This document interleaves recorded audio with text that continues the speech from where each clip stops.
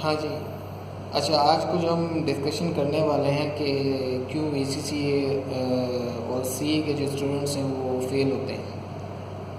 वो 100% तो मैं श्योरिटी से नहीं कह सकता, लेकिन कुछ अपनी ज़िंदगी का तजुर्बा है, कुछ 10 साल 12 साल का एक्सपीरियंस है, उसकी बेसिस पे कुछ चीज़ें समझ आती हैं जो कि मैं ज़रूरी समझता हूँ कि आने वाले स्टूडेंट्स और जो अपनी जर्नी स्टार्ट करने वाले हैं उनको पहले से मालूम होता कि वो बेहतर तरीके से अपनी जो है एग्ज़ाम्स को और अपनी स्टडीज़ को जो है बेहतर तरीके से उसको चला सकें। अच्छा, कुछ बेसिक चीज़ें हैं जहाँ पे स्टूडेंट्स जो हैं वो गलती करते हैं। उसमें आप नंबर 1 देख लें तो एक्सेस स्टडी के बच्चे बहुत ज़्यादा पढ़ते हैं और प्रिपरेशन करते हैं 100 मार्क्स के लिए। जब वो इतना ज़्यादा पढ़ते हैं तो इन द एंड होता ये है कि वो 100 मार्क्स तो क्या, वो 40 मार्क्स भी नहीं ला पाते। अब क्या क्या करते क्या हैं वो, अब ये समझने की ज़रूरत है। मैंने अपनी लाइफ में बहुत सारे स्टूडेंट्स ऐसे देखे हैं जो कि एक ही सब्जेक्ट की क्लासेस 2 डिफरेंट टीचर से ले रहे हैं कि भाई अगर एक सब्जेक्ट में 20 टॉपिक्स हैं तो 10 टॉपिक ये बड़े अच्छे पढ़ाता है, 10 टॉपिक वो बड़े अच्छे पढ़ाता है। ठीक है। उसमें होता ये है कि आपका टाइम कहाँ लग रहा है, बेसिकली आपका टाइम इफेक्टिव लग रहा है कि नहीं लग रहा। अगर 2-2 घंटे की क्लास है, ठीक है, आप प्रिपरेशन करते हो क्लास लेने जाने के लिए, 1 घंटा आपका पहले ज़ाया, 1 घंटा आपका बाद में ज़ाया, 2 घंटे आपकी क्लास हो गई, 4 घंटे। अगर आप 2 जगह से पढ़ रहे हो तो 8 घंटे तो आपके ये गए, बाकी दिन में बचा गया। एक बात तो ये है। कुछ मैंने स्टूडेंट्स ऐसे भी देखे हैं कि एक ही सब्जेक्ट के लिए 2 डिफरेंट पब्लिशर की बुक्स पढ़ रहे हैं। भाई आप पहले ही सेलेक्ट कर लो कौन सी पढ़नी है, ठीक है, लोगों से मालूम करो कौन सी ज़्यादा इफेक्टिव है, कौन सी ज़्यादा समझने में आसान है, ठीक है ना। तो फोकस क्या होता है कि भाई 2 टेक्स्ट बुक उठा ली, इतनी मोटी मोटी टेक्स्ट बुक उठा ली, सेम चीज़ें, उसकी भी पढ़ रहे हैं, इसकी भी पढ़ रहे हैं। इन द एंड क्या हुआ कि आपके पास टाइम ही नहीं बचा एग्ज़ाम के लिए तैयारी करने के लिए। एक चीज़ ये, तो इसके लिए बहुत ज़रूरी है कि आपके पास टोटल एक पेपर की प्रिपरेशन के लिए टाइम कितना है। अगर आप एग्ज़ाम देते हो और फ़ौरन क्लासेस स्टार्ट कर लेते हो तो आई थिंक 3 से साढ़े 3 महीने में आपकी क्लासेस ख़त्म हो जाती हैं। एक और हमारे यहाँ बड़ा इशू कहें इसको कि एक कल्चर बना हुआ है रिफ़्रेशर क्लासेस, ठीक है। अब रिफ़्रेशर क्लासेस मेरे हिसाब से उन लोगों के लिए होनी चाहिए जो पेपर में फ़ेल हो जाते हैं और नेक्स्ट टाइम क्योंकि वो थोड़ा आउट होते हैं तो वो रिफ़्रेशर क्लासेस ले लें और अपनी जो है रिकॉल कर लें चीज़ों को। लेकिन रिफ़्रेशर क्लासेस भी जब होनी चाहिए जब आपके जो टेन्योर है, आपका जब एक एग्ज़ाम देने के बाद, ठीक है, जब आपका रिज़ल्ट आ जाता है तो फ़ौरन आप रिफ़्रेशर क्लासेस लें। हमारे यहाँ उमूमन होता है क्या है, रिफ़्रेशर क्लासेस लास्ट मंथ में होती हैं, एग्ज़ाम से 20 दिन पहले, 15 दिन पहले। वो ये जो एग्ज़ाम के लास्ट 20 to 30 डेज़ जो होते हैं वो सबसे इम्पॉर्टेंट पीरियड होता है आपको जितना आपने पढ़ा है ना उसको समअप करने के लिए। हमारे यहाँ होता ये है कि लोग आखिर तक पढ़ ही रहे होते हैं। वो भाई आपको कम से कम 1.5 से 2 महीना चाहिए एग्ज़ाम की प्रिपरेशन करने के लिए।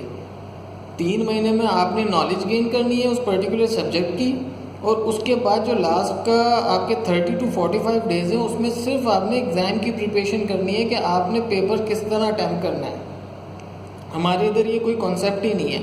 आखिर तक बच्चा लगा हुआ है, पढ़ ही रहा है, टेक्स्ट बुक पढ़ रहा है, टेक्स्ट बुक। अरे भाई नॉलेज गेन करने का फ़ायदा क्या है जब तक आप उसको अप्लाई करना नहीं आता आपको।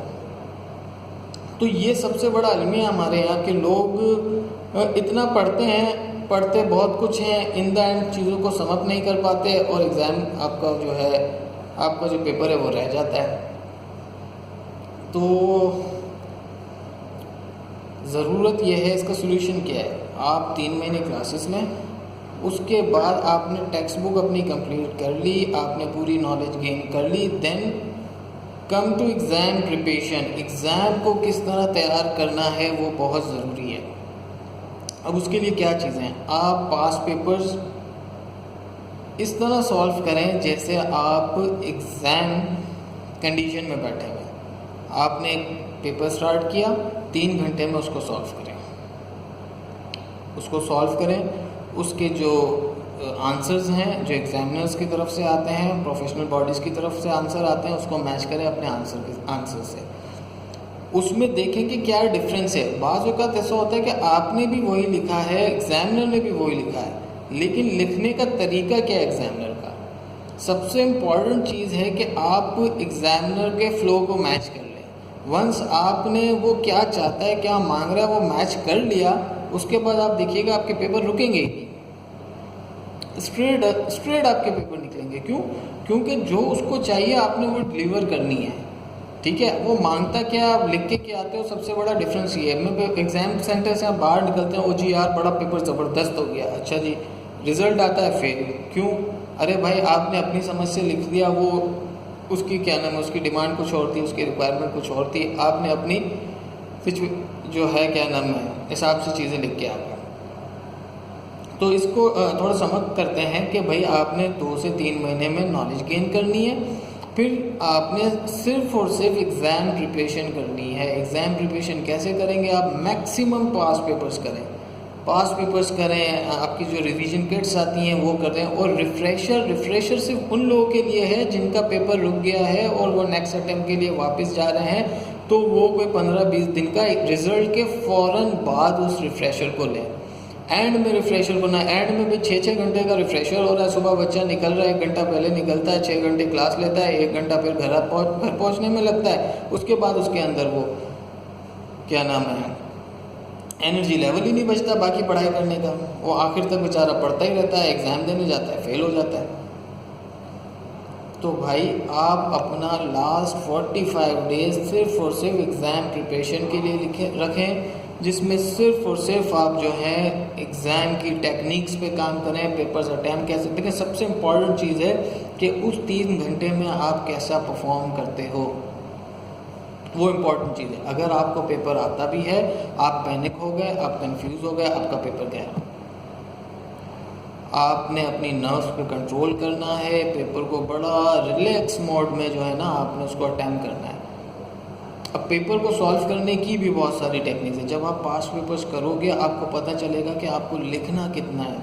आपके पास 1 मार्क के लिए 1.5 मिनट है, ठीक है, और हम 10 मार्क के लिए आधा घंटा लगा के 15 मिनट का काम हम आधे घंटे में करते हैं। उसके बाद हम पैनिक में आ जाते हैं, यार ये क्या हुआ, टाइम ही नहीं बचा। जो चीज़ें आती भी होती हैं उनको क्या करते हो आप, सही तरीके से लिखते नहीं हो। पहले आपने फर्स्ट क्वेश्चन करते हो, फर्स्ट क्वेश्चन में इतना टाइम लगा देते हो, फिर जो आपकी चीज़ें जो आपको आती भी होती हैं उसको भी आप प्रॉपर सही तरीके से लिखते नहीं हो। तो उसका तरीका है, पेपर को अटैम्प्ट करने का तरीका। देखिए हर आपका जो पेपर होता है ना उसमें इजी मार्क्स भी होते हैं, हार्ड मार्क्स भी होते हैं।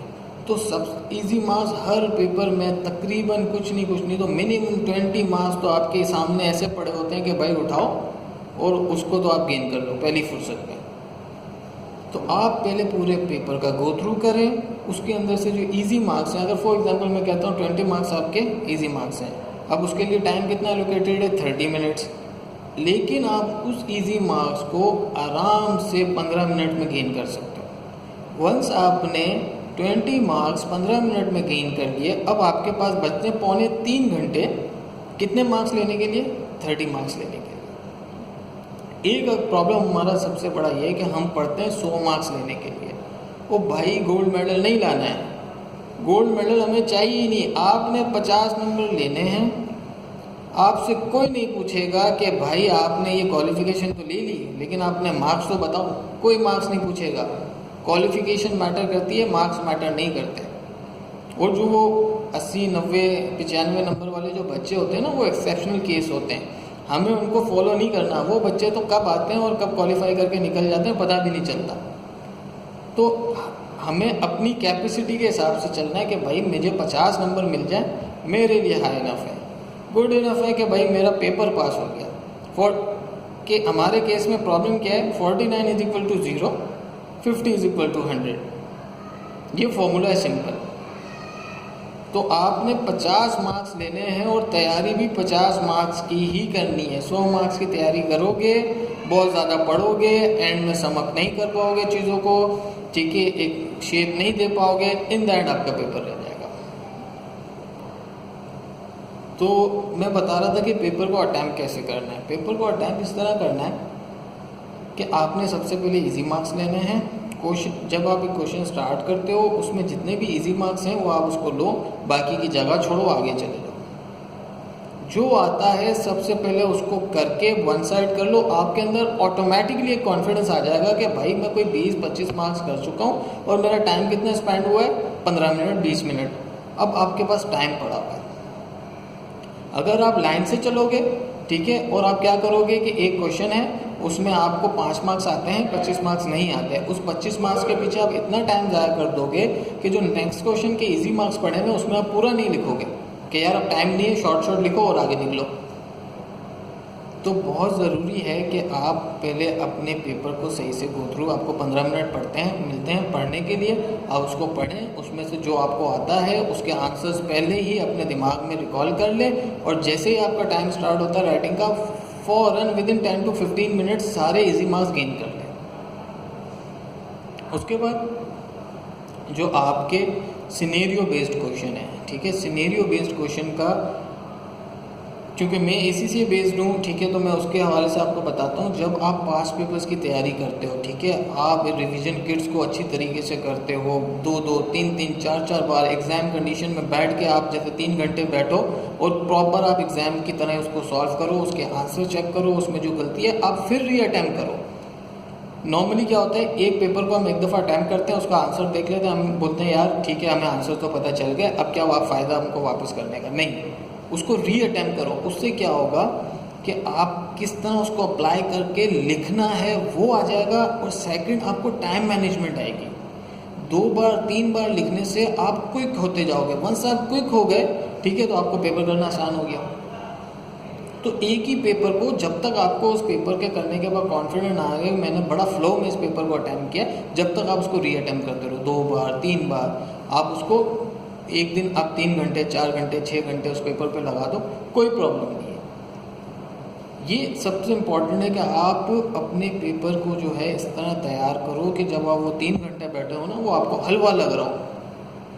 अच्छा, तो मैं बता रहा था कि जितने ज़्यादा आप पास पेपर्स करोगे, रिवीजन किट्स करोगे, तो जो आपकी एग्ज़ाम, जो आपका ओरिजिनल पेपर है, उसमें जो सिचुएशंस आई हैं, उसमें मिनिमम जो है ना, मिनिमम जो मेरा अपना एक्सपीरियंस रहा और मैंने जो पेपर देखे, 40% जो सिचुएशन है ना, वो सारी वो सिचुएशन होती हैं जो आपने पढ़ी हुई होती हैं और जिस पे आपने प्रैक्टिस की हुई होती है।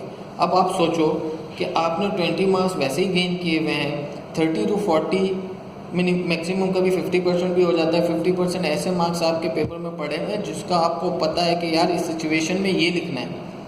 आपको जब पता होगा आप क्या करोगे, ठक करके उठाओगे, रिकॉल करोगे चीज़ों को, फ़ौरन आप छाप दोगे, तो आपका ऑलमोस्ट पेपर तो निकल गया। ठीक है, तो आपने ज़्यादा से ज़्यादा पास पेपर्स करने हैं, रिवीजन किट्स करनी है, और जितना हो सके ना, जितना हो सके उसको रीअटेम्प्ट करके अपनी टाइम मैनेजमेंट बनाओ। पेपर में सबसे इम्पॉर्टेंट है टाइम मैनेजमेंट। आप अपने टाइम को प्रॉपर मैनेज करो। अच्छा, फिर इसके बाद है कि लिखना कितना है। अब नॉर्मली हमारे इधर जो मैट्रिक और इंटरमीडिएट के जो स्टूडेंट्स हैं, उनका क्या प्रॉब्लम है, उनको एक चीज़ आती हो ना, वो नहीं देखेंगे कि ये जो रिक्वायरमेंट है 5 मार्क्स की है, वो दबा दब लिखी जाएंगे, लिखी जाएंगे, लिखी जाएंगे। अरे बाबा, जितना लिखना है उतना लिखना है। आप ज़्यादा लिखोगे आपको ज़्यादा नंबर नहीं मिलेंगे। आपको पता होना चाहिए इस रिक्वायरमेंट के लिए मैंने इतना लेना है। 1 मार्क के लिए 2 लाइनें बहुत हैं, 5 मार्क्स के लिए 8 से 9 लाइनें, 10 लाइनें बहुत हैं, इससे ज़्यादा नहीं लिखना। हम तो ऐसे लिखने शुरू हो जाते हैं ना, क्योंकि हमने तो 9 मैट्रिक में फर्स्ट ईयर सेकंड में जो रटे मारे हुए होते हैं, हमें तो आदत होती है दबा दब लिखने की, कॉपियाँ भरने की। कॉपियाँ नहीं भरनी भाई मेरे, कॉपियाँ नहीं भरनी। आपने सिंपल जो रिक्वायरमेंट है उतना लिखना है और आगे मूव ऑन हो जाना है। फॉर एग्जांपल 1 मार्क का वो है, ठीक है, उसमें आपने 2 लाइनें लिखी, आपको लग रहा है कि मैंने कम लिखा, ठीक है, लेकिन आपको 1 मार्क में से आधा पौना मार्क तो मिल जाएगा। 5 मार्क की रिक्वायरमेंट है, आपने 6-7 लाइनें लिख दी, 4 मार्क्स तो मिल जाएंगे। तो आपको जल्द पेपर को जल्द से जल्द रैप अप करना है। ये सारी जो है टेक्निक है कि आपने पेपर। अच्छा, एक और चीज़, आपने अपना पेपर को अटेम्प्ट इस तरह करना है कि जो चीज़ आपको नहीं आ रही ना, वो छोड़ के आप आगे चले जाओ। लेकिन छोड़ना भी इस तरह है कि एग्जामिनर को लगे कि मैंने अपना क्वेश्चन कंप्लीट कर लिया है। समझ रहे बात? एग्जामिनर को ना लगे कि यार इसने बीच में आधा छोड़ दिया है। अब ये कैसे, एक तो अपने आंसर को एक लाइन छोड़ के एक लाइन में लिखो, कंटिन्यू ना लिखो। तो ये जो बीच में आपकी लाइनें खाली होंगी ना, आपको बाद में कुछ याद आता है, ठीक है, तो आप उसमें लिख सकते हो। नीचे आप छोड़ रहे हो तो आप हर अपने आंसर को इस तरह से नया जो क्वेश्चन स्टार्ट करते हो ना, नेक्स्ट पेज से स्टार्ट करो। जहाँ पे आप क्लोज कर रहे हो ना, उधर आधा पेज अगर आपका पड़ा हुआ है ना, वो आपके काम आएगा। बाद में आपको कोई चीज़ें याद आती हैं उसमें लिखो। तो अपने पेपर को इस तरह प्लान करके चलना है कि वो कहीं से आधा अधूरा भी ना लिखे, और आपको जब ज़रूरत पड़े वो जो जगह छोड़ी है उसको आप वापस से यूज़ कर सको, ठीक है। तो अब जो है हम चीज़ों को सम अप करते हैं कि सबसे पहले तो आपने एक्सेस नहीं पढ़ना है, एग्ज़ाम फोकस्ड होके पढ़ना है। 2 से 3 महीने टेक्स्ट बुक से, क्लासेस से नॉलेज गेन करनी है, और आखिर का 1.5-2 महीना आपने सिर्फ और सिर्फ अपने एग्ज़ाम ओरिएंटेड चीज़ें पढ़नी है, एग्ज़ाम फोकस होकर पढ़ना है, और प्रैक्टिस करनी है, क्वेश्चन पेपर करने हैं। बाज़ औक़ात ऐसा भी होता है कि अगर आप टेक्स्ट बुक नहीं पढ़ते हो और आप सिर्फ रिवीजन किट कर लेते हो, रिवीजन किट में आपका हर टॉपिक कवर होता है, आपकी नॉलेज भी गेन होती है, और उस नॉलेज को आपने अप्लाई किस तरह करना है पेपर पर, एग्ज़ाम में, वो भी आप साथ के साथ सीखते जाते हो। बाज़ औक़ात आपको टेक्स्ट बुक पढ़ने की भी ज़रूरत नहीं है, स्पेशली थियोरेटिकल जो आपके क्वेश्चंस हैं उसमें आपको टेक्स्ट बुक पढ़ने की ज़रूरत ही नहीं है। आप रिवीजन किट को प्रॉपर तरीके से करो, फिर उसके बाद पास पेपर्स करो, दैट्स इट। हाई इनफ है कि आपका पेपर इंशाल्लाह क्लियर हो जाएगा। लेकिन बहुत ज़रूरी है कि आप एग्ज़ाम फोकस्ड होके पढ़ो, आप डबल ना पढ़ो, एक ही चीज़ को बार बार ना पढ़ो। जो चीज़ पढ़ ली है उसको अप्लाई करना सीखो, वो 10 बार करो, ठीक है ना। अप्लाई करने के लिए आप 10 बार उस पर पेपर्स अटैम्प्ट करो, क्वेश्चन अटैम्प्ट करो, लेकिन टेक्स्ट बुक को वापस पढ़ के कोई फ़ायदा नहीं है। लोग टेक्स्ट बुकों में से रट्टे मारना शुरू हो जाते हैं, वो भाई रट्टे मार के ये पेपर्स नहीं निकलते, ये पेपर्स रट्टे मार के नहीं निकलते हैं। नॉलेज गेन करो, नॉलेज को अप्लाई किस तरह करना है वो बहुत ज़रूरी है। एक्सेस नहीं पढ़ना, एग्ज़ाम ओरिएंटेड होकर पढ़ना है, एग्ज़ाम में टाइम मैनेजमेंट करनी है, पैनिक नहीं होना, रिलैक्स रहना है, ठीक है। पूरे 6 के 6 महीने से नॉलेज गेन नहीं करनी है, आखिर के जो 1.5-2 महीने हैं उसमें सिर्फ एग्ज़ाम की प्रिपरेशन करनी है, पेपर्स अटैम्प्ट करने की प्रिपरेशन करनी है। रिफ़्रेशर सिर्फ उनके लिए होना चाहिए जो बच्चे फेल हो गए हैं और नेक्स्ट अटैम्प्ट जब रिज़ल्ट आता है फेल हो जाते हैं, तो वो उसी वक्त रिफ़्रेशर लें। एंड में रिफ़्रेशर लेने का कोई मकसद ही नहीं है, पैसे ज़ाया करने वाली बात है, टाइम ज़ाया करने वाली बात है। रिफ़्रेशर एग्ज़ाम्स जब आपका रिज़ल्ट आता है उसके फ़ौरन बाद होनी चाहिए। यहाँ पे इंस्टीट्यूट्स हैं, उन्हें पैसा बनाना है, दे डोंट केयर कि बच्चे के पास टाइम क्या बच रहा है। बाद में हर बच्चा 16 घंटे नहीं पढ़ सकता।